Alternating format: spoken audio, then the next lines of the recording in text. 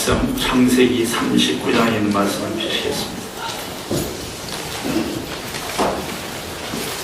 창세기 39장 21절에서 23절까지 있는 말씀을 우리 다 같이 읽어보겠습니다. 창세기 39장 21절에서 23절까지 있는 말씀, 여호와께서 시작. 여호와께서 요셉과 함께 하시고 그에게 인자를 더하사 전옥에게 은혜를 받게 하시매 전옥이 옥중제수를 다 요셉의 손에 맡김으로 그 재반 사물을 요셉이 처리하고 전옥은 그의 손에 맡긴 것을 무엇이든지 돌아보지 아니하였으니 이는 여호와께서 요셉과 함께 하심이라. 여호와께서 그의 범사에 형통케 하셨더라. 예배 시간만 되면 잠을 자는 할머니가 되셨습니다. 그것도 목사님 강대상 바로 앞에서 설교 시간마다 주무시니 이 목사가 너무 신경이 쓰여서 설교를 할 수가 없었습니다. 그래서 목사님이 옆에 있는 자매에게 할머니를 깨우라고 했습니다. 할머니, 그만 일어나세요. 목사님께서 일어나시래요. 그러자 할머니가 잠을 깨면서 하는 말이, 아니 잠은 누가 재워놓고 남 보고 깨우래? 지난주에 여러분 많이 주무셨죠? 오늘은 안 재워드리도록 노력을 하며 기도하겠습니다. 말씀하겠습니다. 외국의 어느 성당에 신부가 있었답니다. 그런데 사람들이 이 신부에 와서 고백하는 내용은 언제나 똑같은 것이었대요. 신부님, 오늘 누구와 간통을 했습니다. 신부님, 오늘 누구와 불륜을 저질렀습니다. 그것도 하루 이틀이지 신부님이 이제 그런 고해성사를 듣는 것이 지겨워졌습니다. 그래서 하루는 미사 시간에 사람들에게 이렇게 말했습니다. 이제는 고해성사를 할 때에 신부님 오늘 누구와 넘어졌습니다. 이렇게 말하세요.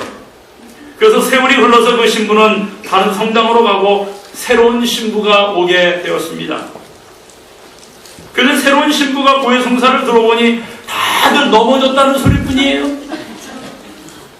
그래서 신부님은 독실한 신자였던 시장을 찾아가서, 시장님, 시 전체의 도로 공사를 다시 해야 할 것 같습니다. 넘어지는 사람들이 너무 많습니다. 그렇게 얘기했더니 시장은 그것이 무엇을 뜻하는지 알기에 껄껄껄 웃기 시작하고 아무 얘기도 안 하는 겁니다. 그것을 본 신부가 말하기를, 시장님, 웃을 일이 아닙니다. 어제 시장님 부인은 3번이나 넘어졌습니다. 여러분, 오늘 본문의 말씀은 창세기 39장 7절에서 시작합니다. 그 후에 그 주인의 처가 요셉에게 눈짓하다가 동침하기를 청하니 요셉이 거절하며 자기 주인의 처에게 이르되, 나의 주인이 가중 재반 소유를 간섭지 아니하고 다 내 손에 위임하였으니 이 집에는 나보다 큰 이가 없으며 주인이 아무것도 내게 금하지 아니하였어도 금한 것은 당신뿐이니 당신이 자기 안에 임이라. 그러는 내가 어찌 이 큰 악을 행하여 하나님께 득죄하리까? 여러분, 오늘 우리가 시작할 때 읽은 이 하나님의 말씀과 이 주제절과 오늘 제가 지금 읽은 이 주제절 말씀 속에 반복되는 말씀이 있음을 여러분이 기억하셔야 될 것입니다. 이 요셉이라고 하는 인물은 자기가 무슨 일을 하나 맡기만 하면은 그 주인이 그를 절대적으로 신임해서 모든 재반 사물을 아예 100% 일임하는 그 정도로 뛰어난 사람이 바로 요셉이었다는 사실이에요. 우리가 읽은 이 주제절 성경절, 특별히 39장 21절에서부터 23절에 있는 말씀은 요셉이 지금 일하는 장소가 바뀝니다. 지금 요셉은 보디발의 어디에 있어요? 보디발의 집에서 일을 하고 있는데, 그런데 오늘 우리가 함께 읽은 이 39장 21절, 23절에 있는 말씀은 요셉의 위치가 바뀌어져 있어요. 어디에 있어요? 옥에 있습니다. 옥에. 근데 내가 다음에 설교할 때에 이 요셉이 있었던 이 옥은 누구의 옥이에요? 결론적으로 말씀을 드리면 누구의 옥이에요? 누구의 감옥이에요? 어디에 있었던 감옥이에요? 예? 오늘 우리의 오늘 말씀의 제목은 꿈의 저 유혹입니다.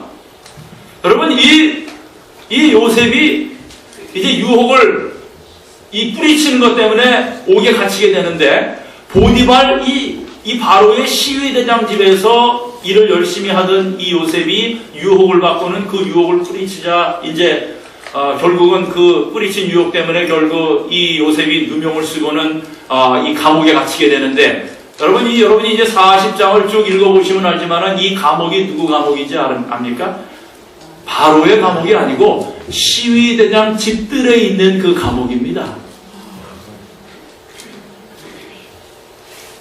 그 속에서 우리 하나님께서 어떻게 역사하시는지 또 우리가 기가 막힌 또 이 영적인 교훈을 얻어낼 것입니다. 어쨌든 오늘 본문의 말씀 창세기 39장 7절에서도 시작하는 이 말씀, 그 후에 그 주인의 처가 요셉에게 눈짓하다가 동침하기를 정하니라고 이야기했을 때에 이 그 후에라는 말은 창세기 39장 5절부터 있는 말씀에서 시작합니다. 여호와께서 요셉을 위하여 그 애굽 사람의 집에 복을 내리심으로 여호와의 복이 그의 집과 밭에 있는 모든 소유에 미친지라.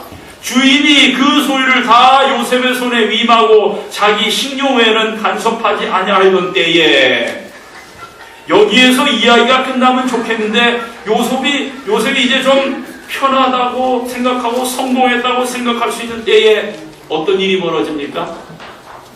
또 다른 역경이 그를 기다리고 있습니다.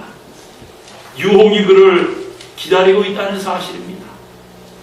인간은 역경의 순간이 아니라 번영의 순간에 약합니다. 토마스 칼날경이 말했습니다. 역경은 인간으로서 견뎌내기 힘든 상대이다. 그러나 역경을 견뎌내는 사람이 100명이라면 번영을 견뎌낼 수 있는 사람은 한 사람에 불과하다라고 말했어요. 그만큼 유혹 앞에 넘어지기 쉽다는 것을 표현해준 말인 것입니다. 인간은 인정받기 위해서 최선을 다하는 반면 인정받은 후에 찾아오는 유혹 앞에는 약합니다. 요셉에게 찾아온 혹독한 시험은 바로 보디발 아내의 유혹이었어요. 오스카 와일드는 이렇게 이야기했어요. 나는 유혹을 빼놓고는 모든 것을 다 이길 수 있다. 이처럼 유혹은 무섭습니다. 또한 유혹은 한순간 극복했다고 끝나는 것이 아닙니다. 이 유혹이라고 하는 것은 인생의 계절마다 다른 모습으로 찾아오는 것이 바로 이 유혹이에요.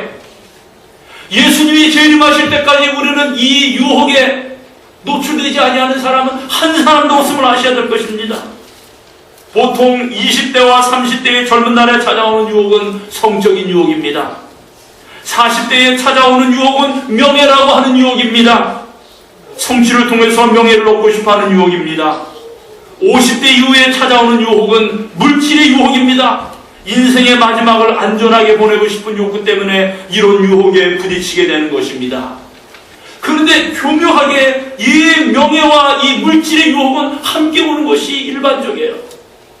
그래서 여러분이 아시는 것처럼 한국의 국회의원으로 당선했다고 하면은 대부분 다 어디 위에 올라가 앉아 있는 것으로 생각합니까? 돈방석에 올라가 앉아 있는 것으로 생각하는 것입니다. 사람들이 가만히 두지 않고요. 그러면 하나님이 주신 꿈이 있는 사람에게 찾아오는 유혹의 손길은 어떤 유혹입니까? 그 유혹은 사단 마귀에 쓰러뜨리려는 유혹이에요. 왜냐하면 그에게는 그를 통해서 이루게 될 하나님의 위대한 꿈이 있고 비전이 있고 계획이 있기 때문인 것입니다. 여러분, 꿈꾸는 한 사람은 마치 원자력 발전소와 같아요. 그에게는 엄청난 가능성이 있습니다. 원자력이 폭발하는 것과 같은 엄청난 위력이 있습니다. 여러분, 원자력 발전소가 폭파된 적이 있지요? 기억나십니까? 가장 최근에는 어디에서? 일본 어디요? 예? 뭐, 아무튼 예. 뭐 기억하기 힘든 일본 말이니까. 그리고 여러분 우리가 잘 아는 대로 1986년 어디에서요? 구소련의 체르노빌에서 폭발 사고가 있었어요. 그런데 여러분 그래도 일본은 그래도 그게 폭발을 했긴 했지만은 좀 약간 그래도 피해가 이 체르노빌의 폭발에 비해서는 좀 경미한 곳이었어요. 이 체르노빌이라는 곳의 원자력 발전소의 이 제4원자로에서 갑자기 열 출력이 상승하면서 일어난 이 폭발이었는데, 그로부터 10년 뒤에 유엔 보고서에 따르면 이 사고의 피폭자는 몇 명으로 추정하느냐면 약 80만 명으로 추정합니다. 그리고 오염지역은 총 16만 평방킬로미터에 이르렀다고 합니다. 또한 러시아와 우크라이나에 약 40만 명의 난민이 발생했고 900만 명 이상이 직간접적으로 피해를 당한 것으로 집계되었습니다. 특히 이 벨라루스라고 하는 이 나라의 경우는 전 국토의 3분의 1이 오염되어 사태 수습에만 국가 예산의 20%를 쏟아 부어야 할 정도로 심했다는 거예요. 이 원자력 폭발 사고로 피해를 입은 주토미르주에는 머리가 2개 달린 염소나 다리가 8개 달린 망아지, 그리고 이상 가축에 대한 보고가 이 사건 발생 2년 만에 2,000여 건이나 보고가 됐다는 것입니다. 그리고 신생아의 기여와 발생률은 사고 전에 비해 2.5배나 늘었다는 것입니다. 여러분, 원자력 발전소는 엄청난 파워를 가지고 있지만 이것이 잘못 폭발되었을 때는 엄청난 피해를 줄 수 있는 것입니다. 힘이 조절되지 않고 총대되지 못할 때에 그것이 얼마나 가공할 만한 피해를 끼치는가 말입니다.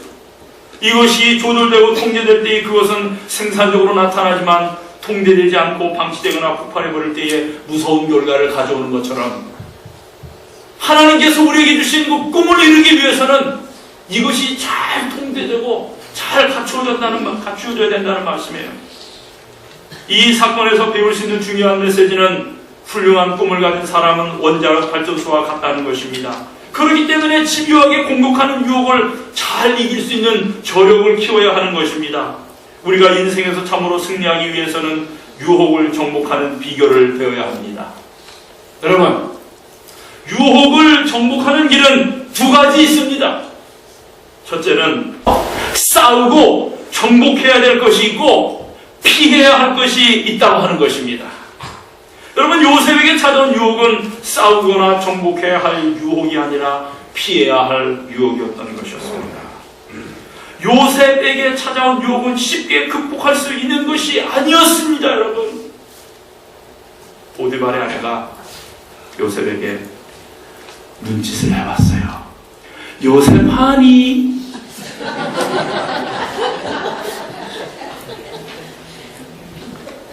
여인의 다정하고 매혹적인 눈짓이 요셉을 괴롭혔습니다. 이 여인의 마음도 어느 정도는 이해할 수 있습니다.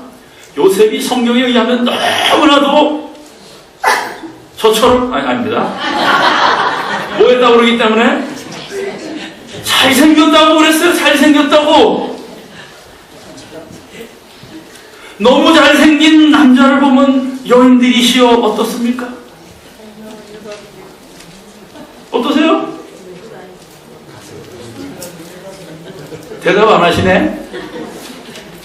39장 6절을 보면 이렇게 표현하고 있습니다.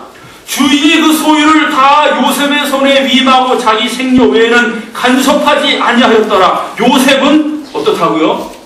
용모가 준수하고 아담하였더라라고 이야기합니다. 얼마나 용모가 멋있었어요.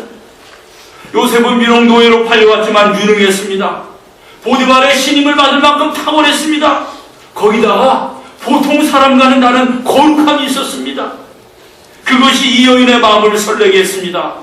다른 노예들이 그에게 와서 아첨하고 쥐를 맴돌 때에도 요셉은 전혀 요동하지 않았어요. 아니, 다르게 말하면 다른 노예들이요, 그 당시에 보디발의 아내라고 하면은 여러분 그 이 이집트에서 가장 잘 나가는 귀부인이었을 겁니다. 근데 이 다른 노예들이 이 보디발 아내에게 와서 아첨하고 주의를 맴돌 때에도 요셉에게는 전혀 그런 모습이 없었어요. 그녀는 자기 일에 최선을 다하고 있는 이 요셉의 모습에서 더욱 매력을 느꼈을 것입니다. 요셉에게는 내적인 아름다움이 있었을 뿐만 아니라 외적인 용모 또한 준수했어요. 그래서 리처드 범브란트라고 하는 목사님이 쓴 저 높은 곳을 향하여라고 하는 책에서 유대의 셰퍼 이메라일이라고 하는 책에 나오는 요셉에 관한 이야기를 다음과 같이 소개하고 있습니다. 이집트에 내놓으라 하는 기부인들이 이 잘생긴 히브리 청년의 소문을 듣고 그를 직접 보기 위하여 보디발의 집으로 갔다.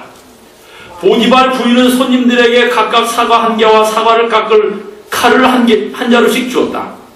요셉이 그들의 시중을 들기 위하여 방으로 들어왔을 때 그의 모습에 반한 비부인들은 모두 정신이 팔려 손가락을 칼에 베이고 말았다. 그러자 보디발의 부인이 그들에게 말하였다.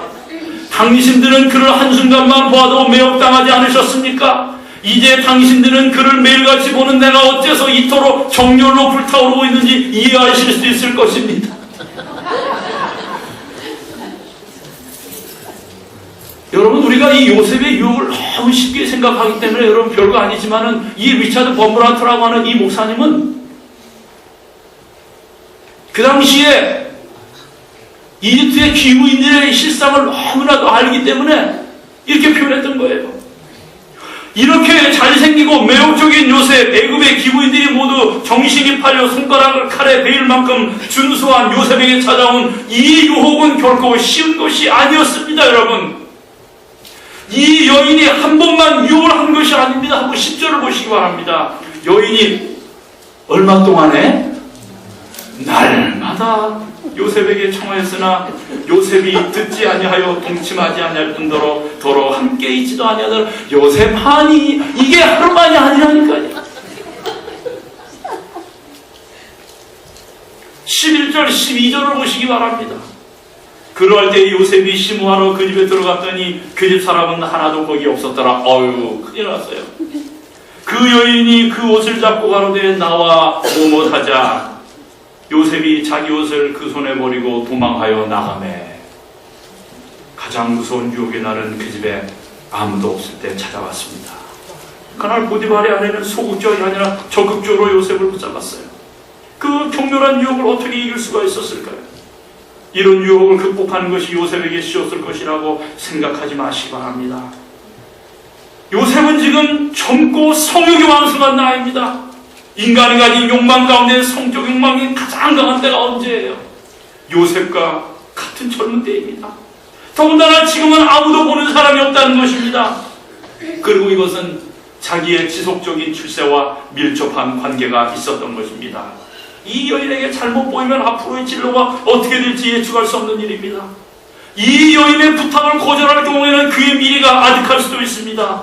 아름다운 연상의 여인의 따뜻한 매력은 가히 고통스러우리만큼 요셉을 괴롭혔을 것입니다. 그 당시 상황에서 주인집 여인들의 성적인 타락상을 보았을 때에 이것은 너무나 평범한 유혹 중에 하나였을 수도 있는 것입니다. 여러분, 지금 한국이요, 사람들이 너무 잘 먹고 잘 사니까 그 잘 먹고 잘 사는 데에 따라서 이르러 온 그 정열을 어떻게 표현할 수가 없어서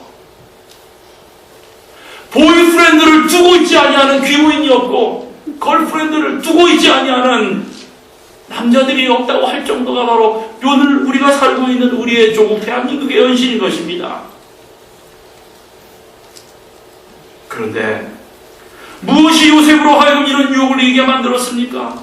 그것은 우리가 그렇게 살피고 우리도 갖기를 소망하는 그가 가진 꿈 때문이었어요. 그의 꿈은 단순히 세상에서 출세하고 성공하는 것이 아니었습니다. 여러분, 그의 꿈은 그의 사명이었습니다. 그의 사명은요, 자신만을 위한 것이 아니라 온 가족과 그 당시 전 세계를 구원해야 할 꿈이었던 것입니다. 한순간의 정욕에 자신을 내어 던질 수 없는 엄청난 꿈이었습니다. 요셉은 그 꿈을 보았어요. 하루에도 몇 번씩 그 꿈을 생각했습니다. 그 꿈이 그를 사로잡았어요. 그 꿈의 힘이 한 여인의 유혹보다 더 강렬했습니다. 하나님의 꿈을 이루어야 한다는 강한 열망이 이 여인의 유혹을 단호히 뿌리치게 할 수가 있었던 것입니다. 여러분, 예수님이 40일을 금식하시고 굶주리셨을 때에 돌로 떡을 만들어 먹으라고 하는 사탄의 유혹을 어떻게 이길 수가 있었습니까? 여러분, 40일을 금식하면 보이는 것이 40일이 아니라 여러분 한 3일, 한 5일 한 금식해 보셔봐요.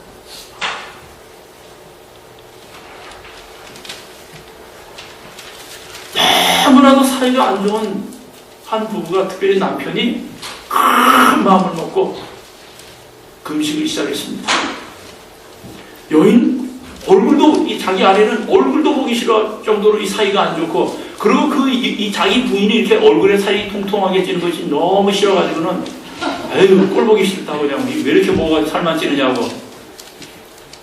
근데 이 남자가 어떤 경로를 통해 가지고는 금식을 하게 됐는데, 금식을 딱 3일 하고 나서 자기 아내 얼굴을 딱 보니까 그렇게 이뻐 보이던 그 통통한 그 얼굴의 모습이 먹음직스러운 통닭같이 보이기 시작합니다.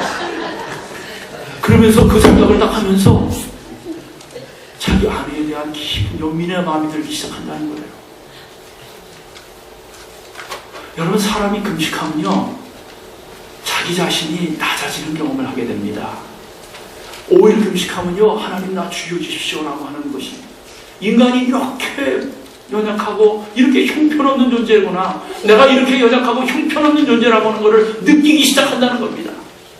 그러면서 다른 사람이 귀하게 보이기 시작한다는 거예요. 여러분, 40일 동안 예수님께서 금식하시고 줄이셨을 때에 돌로 떡을 만들어 먹으라고 하는 사단의 유혹은 쉬운 유혹이 아니었습니다. 그것은 바로 예수님이 고통 가운데서 이기셔야 될 유혹이었던 것입니다. 여러분, 사탄 마귀가 가장 쉬운 것으로 예수님을 유혹했겠어요? 그러나 예수님은 그 유혹을 이기실 수 있으셨어요. 그것은 뭐 때문에요? 예수님이 가지신 선명한 꿈 때문이었던 것입니다. 예수님이 가지신 사명 때문이었어요. 인류를 구원하기 위한 십자가와 부활의 꿈 때문에 그런 극복할 수 있으셨던 겁니다. 자신의 실패는 자신만의 실패가 아니라 전 인류의 실패가 될 수 있다는 사실을 주님은 아셨던 것입니다. 여러분, 유혹을 이길 수 있는 것은 유혹보다 강렬한 하나님의 꿈을 갖는 것입니다. 자신만이 아니라 모든 사람을 유익하게 할 수 있는 꿈을 갖는 것입니다. 그리고 한 사람이 유혹에 굴복되지 않으려면 그가 사랑하는 가족에게 진심으로 필요한 것이 무엇인지를 생각하는 것입니다. 그리고 여러분을 믿어주고 여러분을 사랑하시어 십자가까지 기꺼이 지신 우리 주님을 생각하는 것입니다. 내가 유혹에 노출되지 않을 수 없지만은 그 유혹이 어떠한 유혹이 있다 할지라도 이 유혹을 통해서 나를 사랑하는 나의 가족들, 그리고 나를 믿어주고 나를 지금까지 지탱해 주신 그 위대하신 하나님을 나는 결코 실망시킬 수 없다라고 하는 그런 꿈이 우리의 마음속에 사로잡으면, 그리고 그렇게 생각하는 그 순간 유혹을 극복할 수 있는 힘이 위로부터 내린다는 것입니다. 여러분의 자녀들에게 유혹을 이기는 길을 가르쳐 주려면 먼저 하나님이 그들에게 주시는 꿈을 심어주어야 하는 것입니다. 모세의 가슴에 그의 어머니 요셉은 꿈을 심어줬어요. 모세는 애굽의 궁정에서도 자신의 몸을 방종과 타락에 내어던지지 않았습니다. 모세에게도 무수히 많은 유혹이 있었겠지요. 그러나 그가 말과 행사가 능한 인물로 애굽의 모든 학문을 다 통달했다는 것은 그가 값싼 쾌락에 자신을 방치시키지 않았다는 것입니다. 잠언 29장 18절에는 묵시가 없으면 백성이 방자히 행하거니와 율법을 지키는 자는 복이 있느니라고 말씀합니다. 여기에 묵시라는 말은 비전이라는 말입니다. 비전이 없고 꿈이 없으면 사람들이 방자히 행한다는 것입니다. 여러분, 우리의 자녀들이 꿈이 없고 비전이 없고 자기가 무엇을 위하여 공부해야 될지 모르면요, 목표의식이 없으면 방황하게 되어 있습니다. 여기에 방자히 행한다는 말, 여기 잠언 29장 18절에 나오는 묵시가 없으면 백성이 방자히 행한다는 이 방자히 행한다는 말의 원래의 의미는 망할 짓을 골라서 한다라는 뜻입니다. 망할 짓을 골라서 하거니와 비전이 없는 사람들은 마땅히 해야 할 일을 찾아 하는 것이 아니라 망할 짓을 골라서 한다는 말입니다. 그래서 한 민족, 한 백성이 망하고 흥하면 비전이 있느냐 없느냐에 따라 결정되는 것입니다. 여러분, 요셉은 유혹에 대한 분별력이 있는 지혜로운 비전의 사람, 꿈의 사람이었습니다. 유혹에는 두 종류의 유혹이 있다고 말씀을 드렸지요. 무슨 유혹이요? 하나는 싸워서 이겨야 할 유혹이 있고, 또 하나는 피해야 할 유혹이 있다고 말씀드렸어요. 대부분의 유혹은 싸워야 하고 정복해야 합니다. 탐욕을 타고 찾아오는 유혹이나 물질과 명예와 권세 같은 유혹들은 싸워야 합니다. 그러나 피해야 할 유혹은 성적인 유혹입니다. 성경은 이 점에 대해서 명백하게 선을 그어줍니다. 고린도전서 6장 18절에 이야기하기를 음행을 피하라.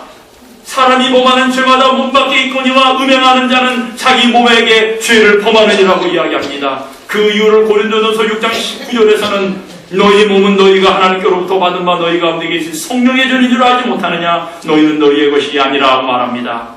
바울이 사랑하는 영의 아들 디모데에게 쓴 편지에도 같은 권면을 해요. 디모데후서 2장 22절에서 또한 내가 청년의 정욕을 피하고 주를 깨끗한 마음으로 부르는 자들과 함께 의와 믿음과 사랑과 화평을 쫓으라고 말하고 있습니다.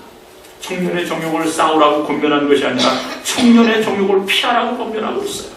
요셉은 자기에게 찾아온 유혹이 싸워야 할 것이 아니라 피해야 할 것임을 알았습니다. 요셉은 보는 것과 듣는 것을 피함으로 유혹을 극복했습니다. 여러분, 본문 7절에서 여인이 요셉에게 눈짓을 합니다. 눈은 마음의 창입니다. 사람은 언어의 대화보다 눈의 대화를 더 많이 합니다. 모든 유혹을 모든 유혹은 보는 데서 출발하게 됩니다. 유혹을 이기는 길은 보는 것을 주의하고 선택하는 것입니다. 다윗의 잘못도 우리아의 아내가 목욕한 것을 뭐 하는 데서 시작했어요? 왜 뭡니까?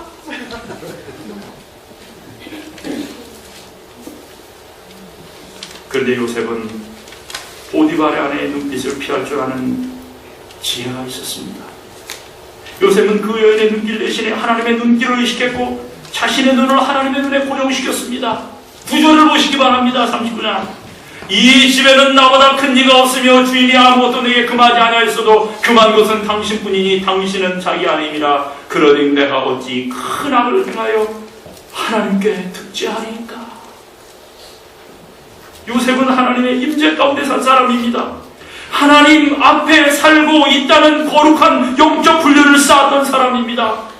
요셉을 유혹하는 여인을 보지 않았을 뿐만 아니라 그의 말을 듣지도 않았어요. 10절을 보시기 바랍니다. 여인이 날마다 요셉에게 청하였으나 요셉이 듣지 아니하여 동침하지 아니할 뿐더러 함께 있지도 아니하니라. 요셉은 인간의 유혹이 보는 것과 듣는 것을 통해서 들어온다는 사실을 알았던 지혜로운 사람이었어요. 요셉은 자신의 생각을 정복함으로 유혹을 피했습니다. 보이는 것 자체를 어찌할 수 없을 때가 있습니다. 눈에 보이고 귀에 들리는데 어떻게 하겠습니까, 여러분? 인간의 성욕 자체도 죄는 아닙니다. 하나님이 세우신 가정에서 건전한 부부간의 성은 하나님의 선물입니다. 그러나 그것이 집 밖으로 넘어갈 때는 문제가 되는 것입니다. 성욕 자체가 문제가 아니라 그것을 어떻게 다스리느냐가 문제인 것입니다. 어떤 범죄든지 한순간에 이루어지는 것은 없습니다. 성적인 범죄가 한순간에 이루어질 수 있는 위험이 있기도 하지만 사실은 생각의 씨앗을 미리 심었기 때문입니다. 그런데 요셉은 그 생각을 단호하게 거절했어요. 사랑하는 여러분, 더러운 생각의 씨앗을 가슴에 품지 마시기 바랍니다. 악한 생각은 빨리 없애야 합니다. 그래서 이솝 아시죠? 이솝은 그의 책에서 이렇게 이야기합니다.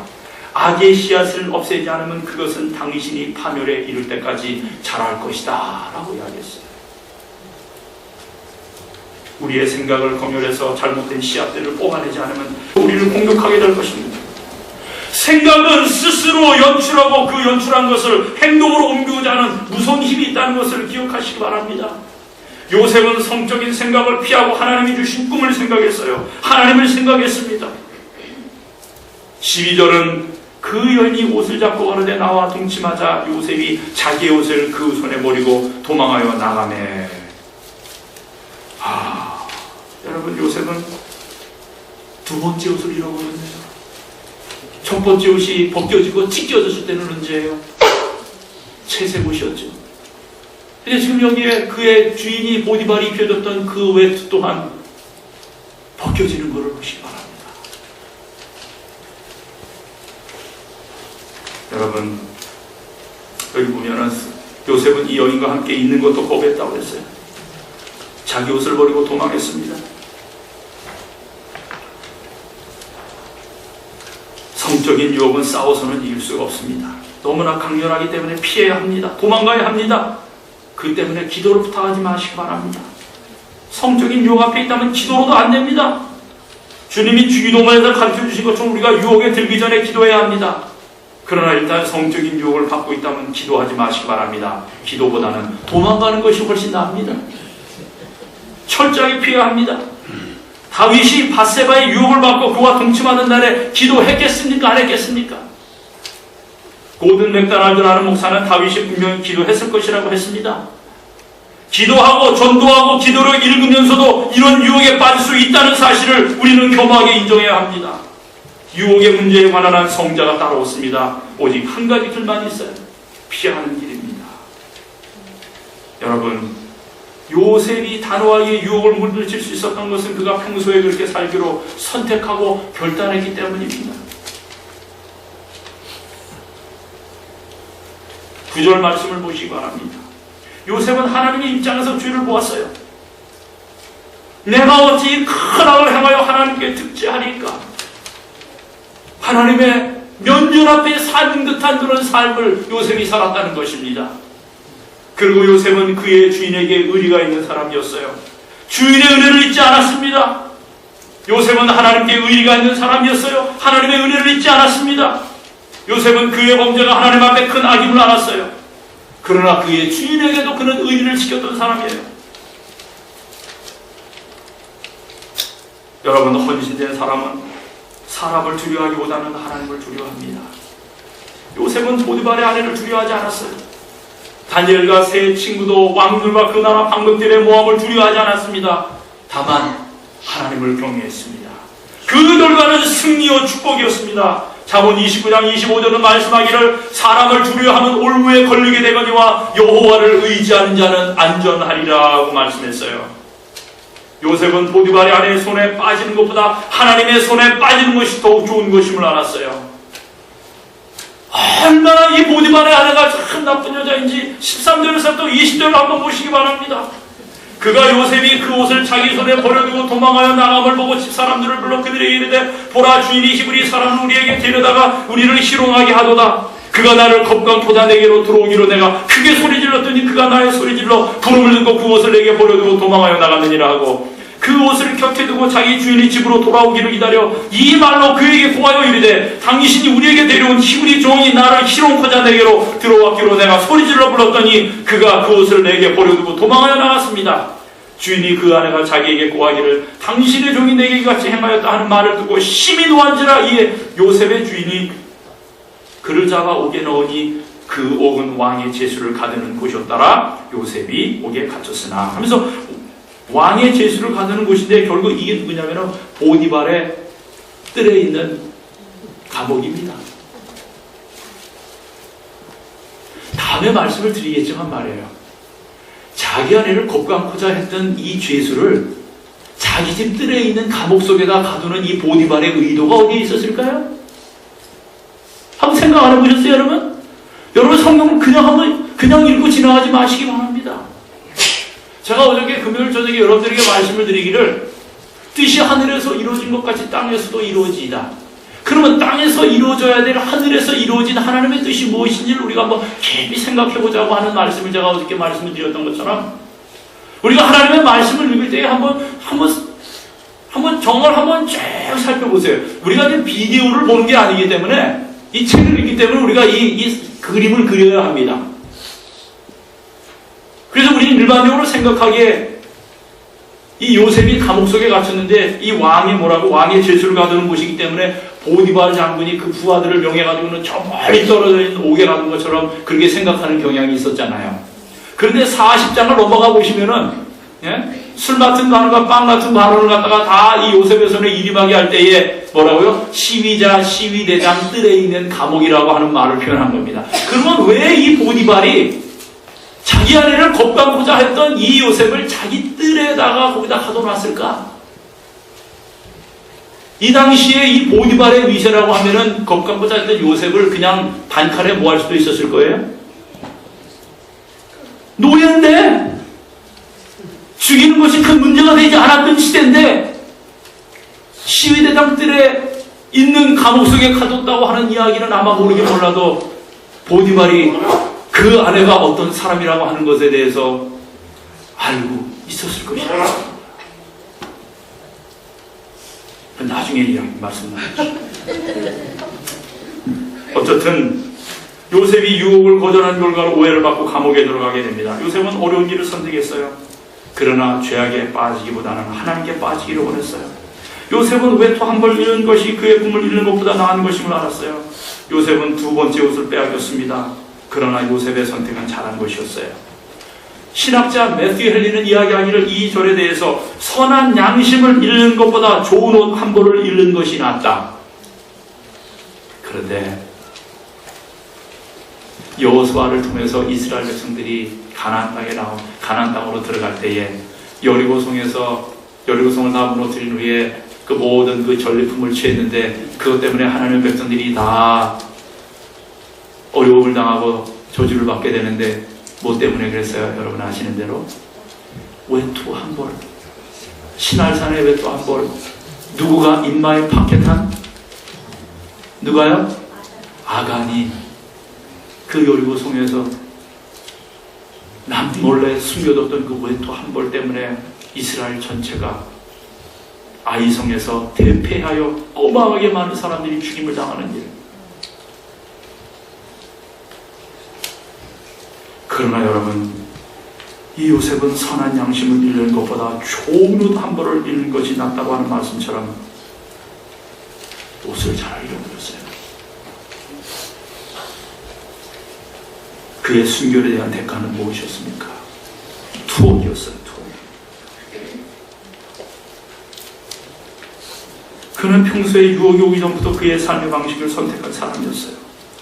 그리고 그의 삶의 가치 기준에 따라 산 사람이었어요. 여러분, 중요한 것은 이것입니다. 우리가 어떤 삶의 방식을 선택하며 살고 있느냐 하는 것입니다. 우리에게는 넘어서는 안 될 선이 있어요. 여러분, 하루아침에 살이 찔 수는 없습니다. 하루아침에 살이 빠질 수도 없습니다. 로마는 하루아침에 세워진 것도 아니고 하루아침에 망한 것도 아닙니다. 가장 무서운 붕괴는 우리 밖에서 오기 전에 우리 안에서부터 시작된다는 것을 알아야 합니다. 오래전에 태풍 카트리나가 덮쳤을 때에 여러분이 아시는 대로 뉴올리언스의 시가 물바다가 됐죠. 피해가 엄청났죠. 그런데 피해가 엄청났던 이유는 뭐였다고 그래요? 내부적으로 댐과 둑이 너무 약했다는 것입니다. 여러분, 사람의 붕괴도 행동으로 나타나게 되는 생각에서부터 시작됩니다. 상대방이나 환경을 탓하지 마시기 바랍니다. 어떤 사람은 잘못은 자기가 해놓고 귀신에게 홀려서 그랬다고 말하는 사람이 있어요. The devil made me do it. 특히 그런 표현이 있잖아요. 나는 괜찮아. 자기가 꼬셔가지고 책임이 없다는 겁니다.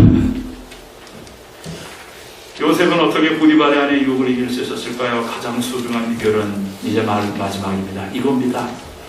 하나님이 그와 함께 하셨기 때문이라고 했어요.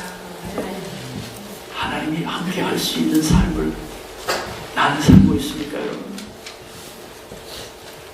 하나님의 은혜가 아니면 안 된다는 겁니다.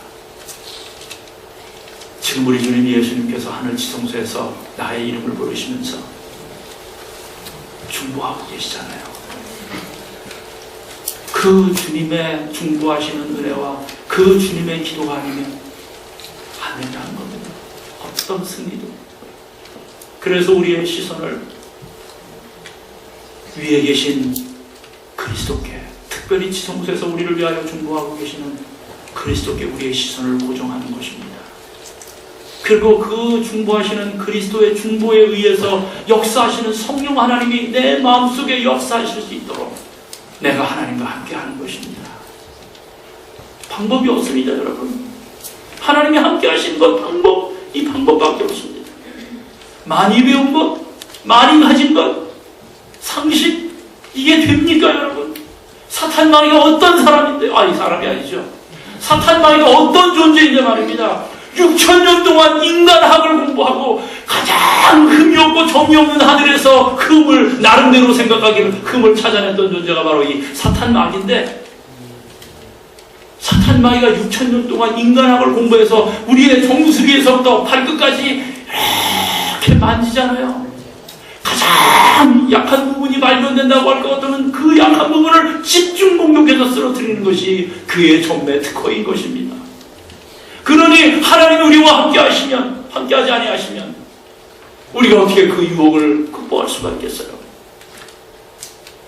요셉은 자신의 지인을 의지하지 않았습니다.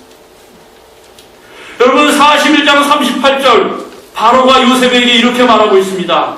바로가 그 신하들에게 이르되 이와 같이 하나님의 신이 감동한 사람을 우리가 어찌 얻을 수 있으리요 하고, 39장 2절에는 여호와께서 요셉과 함께 하심으로 그가 형통한 자가 되어 그 주인 애굽 사람의 집에 있으니라고 이야기합니다.